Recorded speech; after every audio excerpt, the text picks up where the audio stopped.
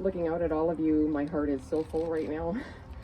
Thank you so much for taking the time and coming here to honor these miners, mine workers, mockers, sloshers, drillers, blasters, mechanics, electricians. There were many jobs in the mine, but they all had a brotherhood and sisterhood. Carrie Shenyek, I see you. There are many people who also wanted to be here today who can't, and I feel their love surrounding us. And I feel the spirits of those miners. I feel them all the time when I do this project. I don't sleep very well in the days before things like this. I'm very restless. All of the thoughts of the miners that I've talked to, ones that are no longer here, their families, the ones that are suffering right now. You can look around and you can see some in this audience. Some that are struggling to breathe, struggling to walk. Those are the kinds of things that there's an intimacy of illness that you have when you deal with somebody who has an occupational disease. So last night, at dusk, I walked down to the monument and I walked around the names. When I'm here, I feel so connected and grounded. And don't get me wrong, I'm very struck by the number of people who have been killed on the job because of injuries and because of illnesses. But when I'm here, I don't feel sad. I feel like all of the people that made this community are here. You look at the names in the bricks and I know their families and their kids and grandkids still live here. And when I came down here, I had the great fortune of meeting Laura Brown Briefelt, who made this beautiful place for us to come and reflect and remember and honor. And I'm so grateful for her, and thank you. And thank you so much to the steelworkers who started this monument with the city and everybody who supports it, the Mining Memorial Committee. And I have to say, I have spoken publicly my concerns in the past about the criteria to get on the wall because it's linked to the WSAB recognizing occupational disease. And I want to clarify, and as my thinking on this has evolved, the criteria are not the problem. The problem is that the WSAB has an abysmal record of recognizing occupational diseases. So what we need to do is we need to fight that, and that's what we're doing. For the last few months, the McIntyre Powder Project, has been working with other occupational disease clusters in Ontario, General Electric, Peterborough workers, the rubber workers from Kitchener, Waterloo area, Venture Plastics in Peterborough, some of the Algoma Steel, some of the mines with cancers that they have, and we have formed an Occupational Disease Reform Alliance, and we are going to fight the WSAB and the system to change the way that they deal with occupational diseases. So that's the plan.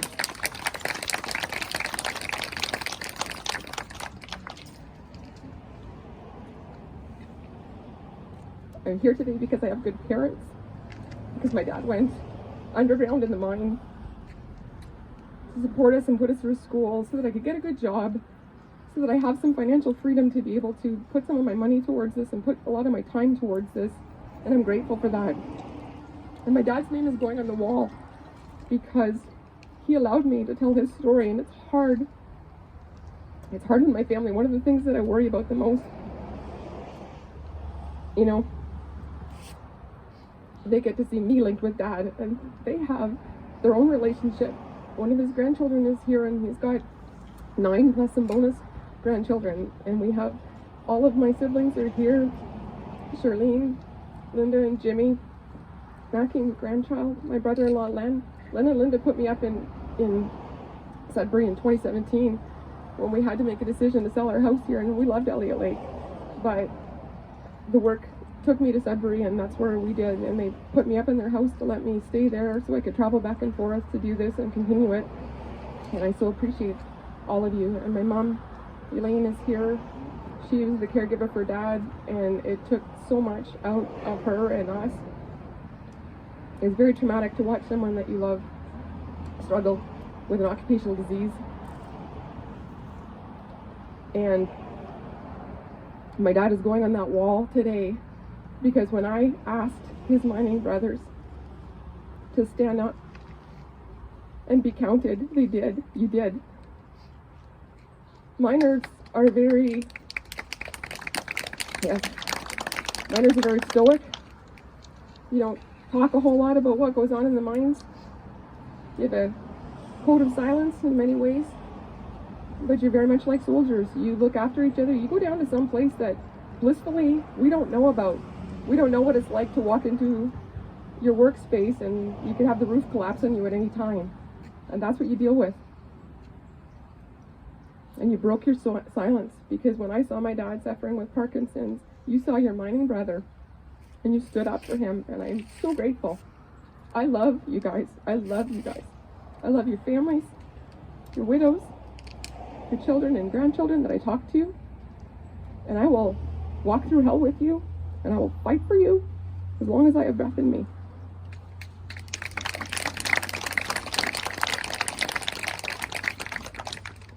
My dad was so much more than his Parkinson's. He was so much more than a miner. And every person on the wall today is exactly that. They are family members, they are community members, they dance, they golf, they go to the curling club here, they contribute. And I asked each of the families of the 6 miners that are going on this wall today to please send me, if they would, and every one of them did, something about their loved one, something that you could get to know them a little bit better. And that's what I wanted to do today.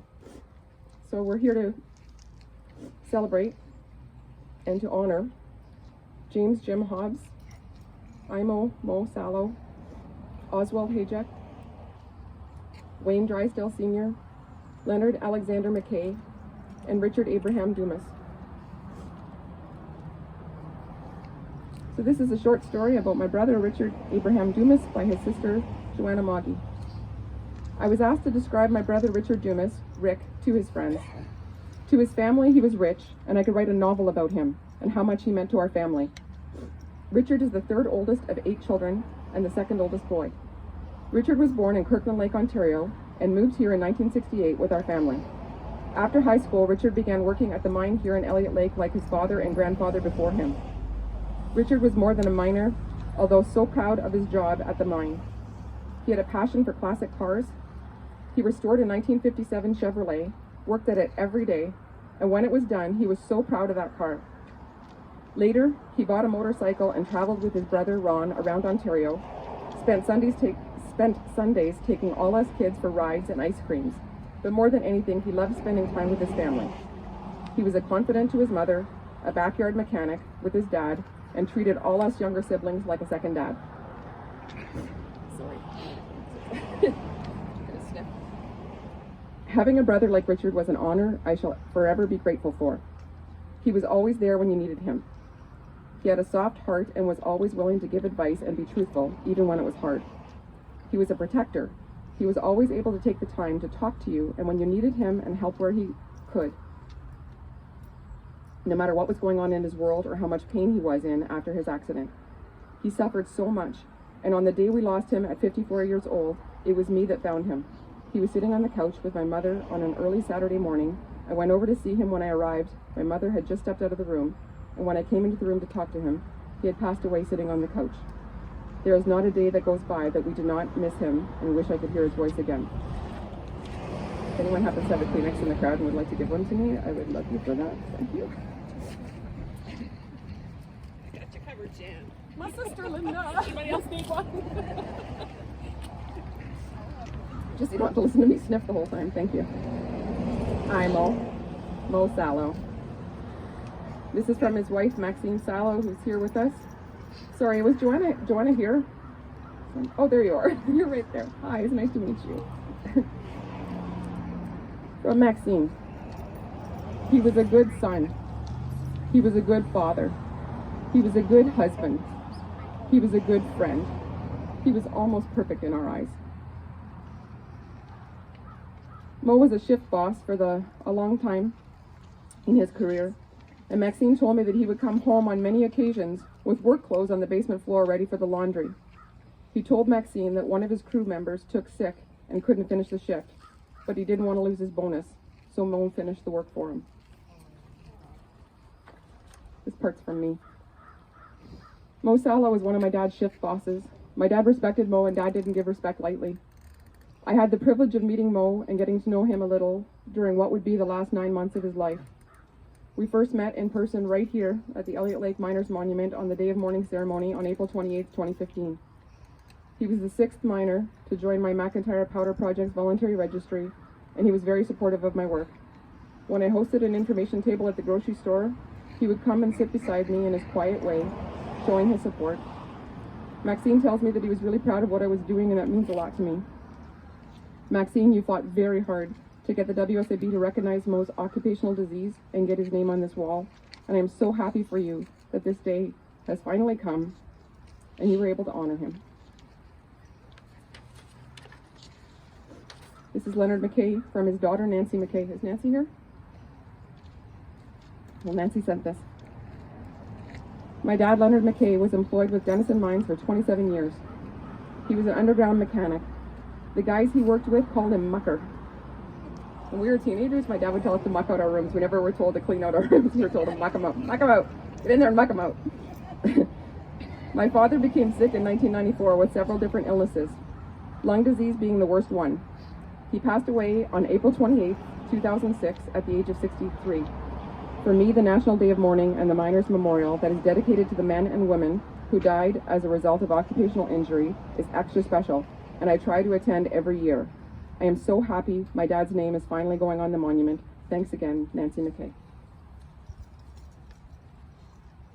This is Oswald Hajek from his wife, Clara. Oswald came to Canada in the late 1950s, 13 months before his wife, Clara, and his son, Lothar. Clara was 5 months pregnant for Lothar when Oswald left Germany. Once in Canada, the family first lived in London, Ontario, where the rent was $75. Oswald earned $65 and Clara earned $10 cleaning. The young family soon moved to Elliot Lake, taking a train to the station at Serpent River, and then a taxi to Elliot Lake. They started out living in the apartments on Dieppe, and Clara almost didn't get out of the taxi when she saw the dirt piled up to the first floor outside the apartment building. They later moved to the Hirshhorn apartments and finally to a house. Before going to the mines, Oswald ran the imported food store for 4 years until the Loblaws store was built nearby. Oswald ran the tennis club for many years as a volunteer, taking over the duties from Dr. Ironside. There's a blast from the past right there. He also ran a table tennis club at the Collins Hall and in the evenings at the Steelworkers Hall, as he felt it was important to get the kids off the streets. There was no charge to play, except for 25 cents for the table tennis balls that the teenage boys smashed. Clara says that Oswald was liked at work by his co-workers and his superiors. Clara and Oswald had 1 son, 3 grandkids, and 11 great-grandkids. Clara simply said that Oswald was 1 in a million. He was one of the best.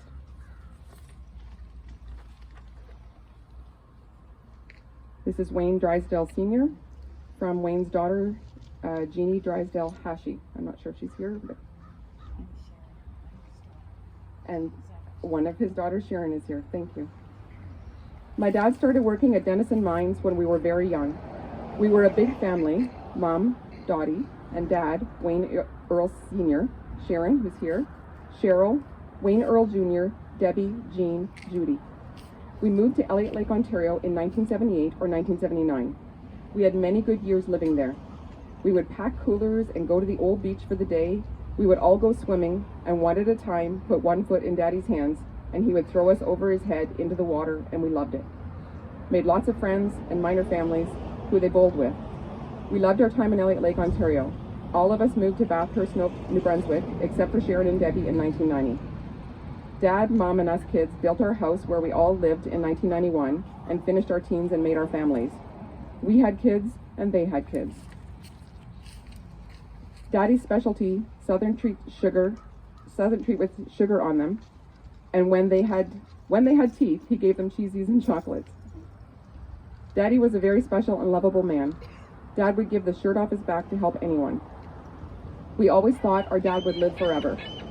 Due to mining, he was diagnosed with COPD in 2011 and passed away on February 28, 2017 at 7:39 p.m. in our family home with all of us around him at the highest level of COPD. Our lives have never been the same and never will.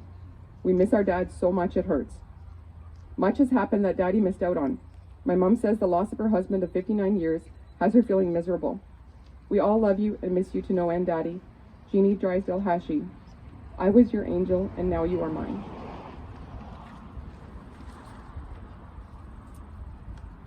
And finally, Jim Hobbs. This part is from Jim's wife, Elaine Hobbs. He was the only man I ever loved. We both grew up in Massey, and he remembered me from when I was a brownie in Brownies, dancing around the toadstool. He built the house we lived in, which was halfway up a big hill, and many times Jim got up in the night to help out drivers who had ditched their vehicles on our hill in the winter. He was a really hard worker who not only supported our family, but he left school to support his parents and brothers and sisters too. I know there are a lot of hard workers, but Jim was exceptional. He loved his family and he did his best to provide for us. In my day, the woman didn't work when you got married. You stayed home and looked after the house and the kids. He was a good provider. He knew he had to do it and he did. He didn't spend much on himself. He hated going shopping. But one day he took my mother and me out shopping and he picked out a dress for my mother and she loved it and wore it often. This part's from me. My siblings and I can attest to the fact that Dad hated shopping. One Christmas, Mom couldn't take us to Sudbury to do our Christmas shopping, so Dad did. When he parked the car at the new Sudbury Centre, he turned to us and said we had half an hour to shop. Half an hour. Now, Dad was always a jokester, and he loved to put one over on you, but this was no joke. He seriously expected us to complete all of our Christmas shopping in half an hour. We vehemently protested, and with a heavy sigh, Dad relented. Okay, you've got 45 minutes. We booked it. We literally ran through the mall. Never in the history of shopping has so much been accomplished in 45 minutes. Dad was a sports fan, especially the Blue Jays and of course hockey. He played baseball and golf and curling. Like a lot of Northerners, Dad was an outdoorsman. He ran a trap line for many years. He loved hunting and fishing, and he was a bushman at heart. You could drop Dad in the middle of the bush and he would find his way out. He hunted moose north of Massey near his camp at Whiskey Lake, which is actually quite close to Elliot Lake as the crow flies. His hunting partners often marveled at Dad's legendary sense of direction without the aid of a compass. They could spin him around with his eyes closed and he would be able to point which way was north, south, east, or west. Well, as it turned out, Dad was using the sound of the Denison Mill to orientate himself for direction, and his superpowers mysteriously disappeared in 1992 when the mill closed. So that's a little bit about the miners and the lives that they had when they're on the wall, that are going on the wall. I'm going to go rogue for a minute because I want to acknowledge one other person. First of all, I want to thank everybody who has helped with this project, not just the miners, the steelworkers who've been behind me, the occupational health clinics for Ontario workers. They've been investigating not just McIntyre powder, but all kinds of diseases that are going on. For those of you who are joining us at that Collins Fall after, there's tons of information there. You can take whatever you'd like, except the canister of McIntyre powder that's being donated to the museum. We are very fortunate in Elliot Lake to have someone who has dedicated boatloads of her time and effort to celebrate and honor Elliot Lake miners, pioneers, and community. Darla Hennessy, where are you, Darla? There you are. Darla doesn't know I'm doing this. Darla Hennessy has fought to preserve the history and spirit of this city, and she is especially dedicated to honoring those whose labor and efforts built this community, the miners. Because of Darla, we have a book called Memories from the Heart, where you can read about Elliot Lake miners like Jim Hobbs, Moe Salo, and others, and get to know their stories. If you are a miner or the family of a miner, and you have not yet contributed a story to that book, please think about doing so. What our miners went through was incredible, and it is vitally important to preserve that for future generations, so that they understand the working conditions and sacrifices made. Darla has also been a champion of preserving mining history through the Elliot Lake Nuclear and Mining Museum. Modern mining is still a high-risk occupation, but it is nothing like what the old-timers went through. I have heard their stories for 7 years now, and they literally broke their backs in the mines. Literally. They lost friends and shift partners and lungs and limbs. Tom Jeffrey is no longer here. He was part of the Fifth Estate program. He came down to my parents' place when the news was broke about the McIntyre Powder Project. Tom described to me in detail how he would blast the rock, scale any visible loose. Loose is well, we're in a mining town, you know what loose is. If not, ask a miner, ask them. Scale any visible loose from the back, and then crawl up on top of the muck pile, dragging the slusher cable and sledgehammer with him to drive in the bolt for the cable to slush out the muck, with freshly blasted, unstable rock above him. One of those times that rock came down on him and pinned his body. He was unable to move until he was found and pulled out by his fellow miners. We have no idea what these guys went through, and women. And it is critically important that we preserve that history by supporting the existence of the Elliot Lake Nuclear and Mining Museum. Unfortunately, with the loss of the Civic Center, the museum lost its home and its ability to showcase the mining equipment and other treasures in its collection. It is my sincere hope that we will rally behind and support a permanent home for the museum with sufficient space to display its full collection. Darla, my dad would really like you. I thank you so much for everything you have done to honor these miners and their history. They call me the miner's angel, but I think that you are the miner's soldier, down in the trenches, always pressing forward. I see you, I appreciate you, and I have a small gift for you. It's actually a big awkward gift, so I'm going to give it to you at the Collins Hall to say that. Thank you very, very much.